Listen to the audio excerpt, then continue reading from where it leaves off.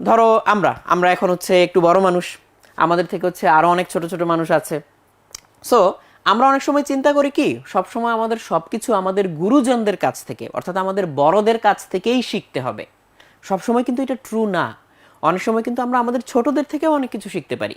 হয়তো ছোট একটা মানুষ, হয়তো সে আমার চেয়ে অনেক বিনয়ী, সে হয়তো আমার চেয়ে অনেক ভদ্র, সে হয়তো আমার চেয়ে অনেক ধীরস্থির ধৈর্যশীল। সো আমি যদি তার সংস্পর্শে এসে তার কাছ থেকে এই বিনয়, ধৈর্য কিংবা হচ্ছে সহনশীলতা শিখতে পারি, মন্দ কি? কিন্তু আমরা অনেক সময় কি করি জানো, আমরা আমাদের এই স্টপারটা বন্ধ রাখি, এটা আমরা খুলি না। কেন বন্ধ রাখি বা কিভাবে বন্ধ রাখি? সেটা হচ্ছে আমাদের অ্যারোগেন্সের কারণে।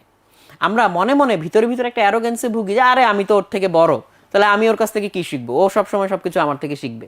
এই যে অ্যারোগেন্সের কারণে আমরা কিন্তু অনেক সময় আমাদের চারপাশে অনেক ভালো ভালো এক্সাম্পল থাকার পরেও চিনতে পারি না। সো আমাদের সাথে এরকম অনেকগুলা পাইপ, অনেকগুলা স্টপার আসলে চারপাশে লাগানো আছে, কিন্তু আমরা অ্যারোগেন্সের কারণে এই স্টপারগুলো বন্ধ করে রাখি। বাট যদি আমরা এই স্টপারগুলো খুলতে পারতাম, তাহলে কিন্তু আমরা আমাদের চারপাশ থেকে অনেক কিছু শিখতে পারতাম। অ্যারোগেন্স বা অহংকার হচ্ছে শিক্ষার শেষ, মানে অ্যারোগেন্স থাকলে হচ্ছে শেখা যায় না, শেখা বন্ধ হয়ে যায়।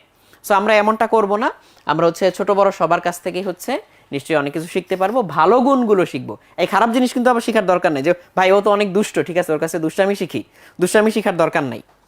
ওকে, আমরা দেখলাম। খালি যাওয়ার আগে একটা কথা বলে শেষ করব। ক্লাসের একদম শুরুতে তোমাদেরকে থার্মাল ক্যাপাসিটি বা হিট ক্যাপাসিটি পড়াইছি না? ক্যাপাসিটি মানে কি?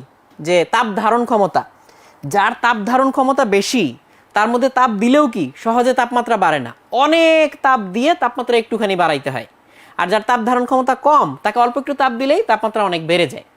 সো আমাদের মধ্যে অনেকে আছে যাকে অল্প একটু খোঁচা দিলেই মাথা অনেক বেশি গরম হয়ে যায়। সো সে কি বেটার হ্যান্ডেল করতে পারবে সিচুয়েশন, নাকি যাকে তুমি অনেক খোঁচাখুচি, অনেক সমালোচনা, অনেক বকাবাজি করলেও ও হচ্ছে সিচুয়েশন হ্যান্ডেল করে ঠান্ডা মাথায় সঠিক ডিসিশন নিতে পারে সে? সো একটা জিনিসের হিট ক্যাপাসিটি বাড়লে যেমন বাইরের ইনফ্লুয়েন্সে সহজে তার তাপমাত্রা চেঞ্জ হয় না, ঠিক তেমনি তোমরা যখন নিজেদের ক্যাপাসিটি বাড়াবা, সিচুয়েশন হ্যান্ডেলিং এর ক্যাপাসিটি বাড়াবা, তখন অমুকে এটা বলছে, তমুকে এটা বলছে, অমুকে এটা করতেছে, তমুকে এটা করতেছে, এইসব ইনফ্লুয়েন্সে হঠাৎ হঠাৎ তোমার টেম্পারেচার না বেড়ে কমে তুমি হচ্ছে সিচুয়েশন অ্যাসেস করতে পারবা, রাইট ডিসিশন নিতে পারবা, রাইট ডিরেকশনে যেতে পারবা।